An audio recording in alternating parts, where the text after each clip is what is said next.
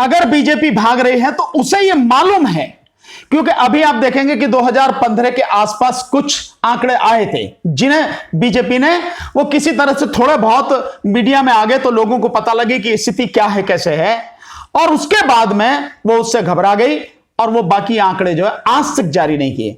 तो बीजेपी को मालूम है कि ओबीसी की जनगणना जितनी इस समय है, दिखाई जा रही है, जनगणना उससे कहीं ज्यादा है। जो 52% की बात है उससे भी कहीं ज्यादा है। और एक पोस्टर अगर आप देखें तो मध्य प्रदेश में बीजेपी का ही एक पोस्टर है, उस पोस्टर पर 60% ओबीसी कहा गया है, 60%।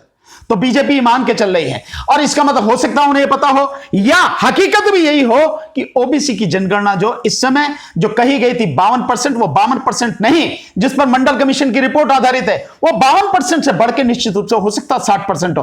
पर मैं ये कह रहा हूं कि वो 60% हो, वो 52% हो, या उसका कोई भी प्रतिशत हो, वो देश के सामने आना चाहिए। इसमें क्या दिक्कत है?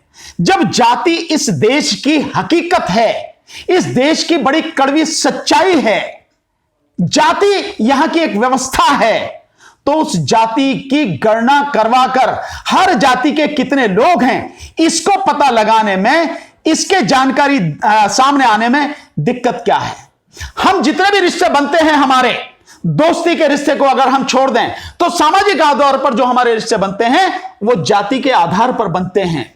हमारी शादी विवाह है तो जाति के आधार पर बनते हैं, हमारे संगठन है तो वो जाति के आधार पर बनते हैं। यहां तक कि पॉलिटिकल पार्टियां भी, बहुत सी पॉलिटिकल पार्टियां भी जाति आधार पर बनती हैं। और दूसरे, आप खुद बीजेपी को देखिए कि बीजेपी किस तरह से जातियों की राजनीति कर रही है, उसका एक ज्वलंत उदाहरण जो है वो आपके सामने है। जो केंद्र में मंत्रिमंडल विस्तार हुआ है, 28 ओबीसी समाज के मंत्री बनाए गए, ओबीसी जातियों के, अदर बैकवर्ड क्लासेस के 28 मंत्री बनाए गए हैं।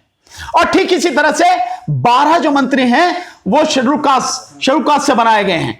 तो आप क्यों कर रहे हैं? आप ये क्यों कर रहे हैं? इसका मतलब यह है कि जाति यहां की एक कड़वी सच्चाई है, आप उसे इग्नोर नहीं कर सकते।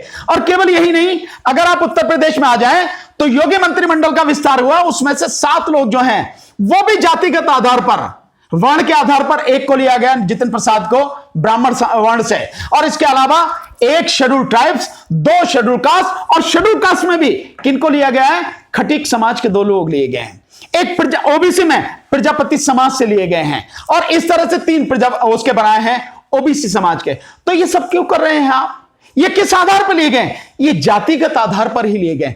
तो जब आप मंत्रिमंडल में जगह जाति के आधार पर दे रहे हैं, जब आप टिकट देने में एमएलए और एमपी को जाति के आधार पर करते हैं, आपके शादी विवाह इसी आधार पर होते हैं, सामाजिक जो संगठन है वो इसी आधार पर बनते हैं, तो क्यों नहीं आप इस जनगणना को करा लेते हैं? लेकिन सरकार कह रही है नियत खराब है।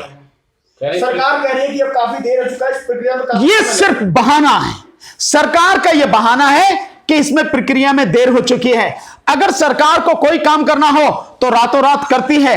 क्या हुआ था जब पूरा देश उसमें था, पूरा देश लॉकडाउन में था, तो उसी लॉकडाउन में कितनी जल्दी सरकार अध्यादेश लाई थी कृषि बिलों का? भूल तो नहीं गए होंगे आप? कृषि बिलों का जो कृषि के कानून 3 आज हैं उनके लिए अध्यादेश लाई सरकार। कितनी जल्दी काम किया उसने। अभी जो सत्र खत्म हुआ है, मानसून सत्र खत्म हुआ है, उसमें करीब 22 जो विधेयक हैं वो विधेयक पास हो गए, कानून बन गए। कहां हैं? कितनी जल्दी हुए, जिसमें सुप्रीम कोर्ट भी कह रहा है कि बिना चर्चा के ही कानून पास कराए जा रहे हैं।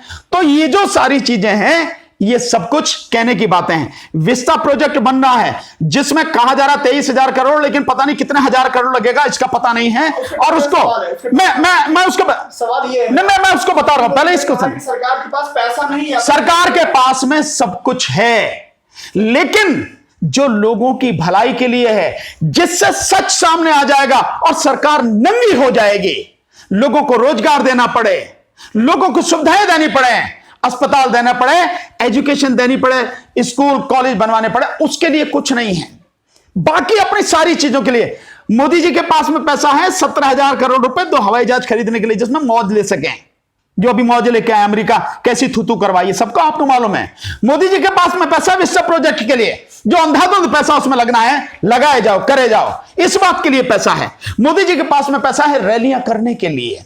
मोदी जी के पास में पैसा है उनके जो यार पूंजीपति हैं, उन पूंजीपतियों का पैसा माफ करने के लिए, जिसको वो लगभग 8 से 9 लाख करोड़ अब तक वो माफ कर भी चुके हैं, उनके लिए पैसा है।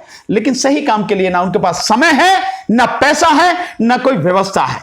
मोदी बोल रहे हैं कि केंद्र सरकार इतना बिजी है जनता के भलाई के लिए कि उसके पास इसके लिए समय नहीं है, और राज्य चाहते हैं तो अपने खर्चे पर काम करवा सकते हैं। नहीं, देखिए, ये गलत बात है जो कह रहे हैं कि जनता की भलाई, जनता की भलाई के लिए नहीं, जनता को इस देश की 135 करोड़ में से 120 करोड़ आबादी को कैसे गुलाम बनाया जाए, कैसे उसको तबाह किया जाए, कैसे उसका सब कुछ छीन लिया जाए और केवल भुखमरी के लिए, भुखमरी के कगार पर पहुंचा के उससे भीख मांगने के काबिल बना दिया जाए, सरकार इसमें बिजी है।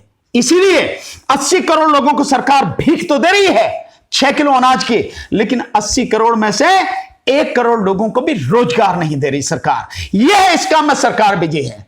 और मैं आपकी इन सारी बातों से अलग हटके एक बात कहना चाहता हूं, मैं ओबीसी के नेताओं से बात करना चाहता हूं आपके माध्यम से। वो सारे के सारे नेता जितने भी प्रधानमंत्री से मिलने गए, चाहे नीतीश कुमार हो, चाहे आपके वो तेजस्वी यादव हो, चाहे और जितने भी हो, या जितने भी लोग जातिगत जनगणना के लिए आंदोलन कर रहे हैं, ये भीख मांगना छोड़ो। कब तक मांगोगे ये भीख? 90 साल में तुम्हें भीख नहीं मिली। बड़ी मुश्किल से अगर वीपी सिंह प्रधानमंत्री नहीं होते तो मंडल कमीशन की रिपोर्ट भी लागू नहीं होती। तो ये भीख मांगना छोड़ो। जातिगत जनगणना 90 साल हो गए, नहीं हुई। क्या जरूरत है तुम्हें ये सब भीख मांगने की? अरे सत्ता से इनको बाहर करो ना, निकाल के ईवीएम को हटाओ। पहले ईवीएम को हटा के मोदी सरकार को, इस बीजेपी सरकार को सत्ता से ही बेदखल करो। इनको उखाड़ के फेंको सत्ता से और सत्ता अपने हाथ में लो।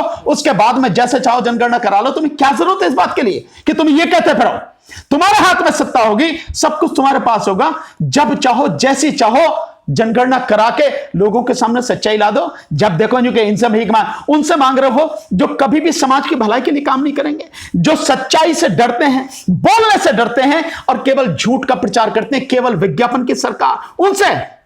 तो ये सब बंद करके अपने आप को इस बात के लिए निश्चित करो, अपने आप को इस बात के लिए पक्का करो कि सत्ता बीजेपी से छीननी है, उसे उखाड़ के फेंकना है और देश की जनता को न्याय देना है। अपने आप जनगणना करा लेना जैसी चाहो। अभी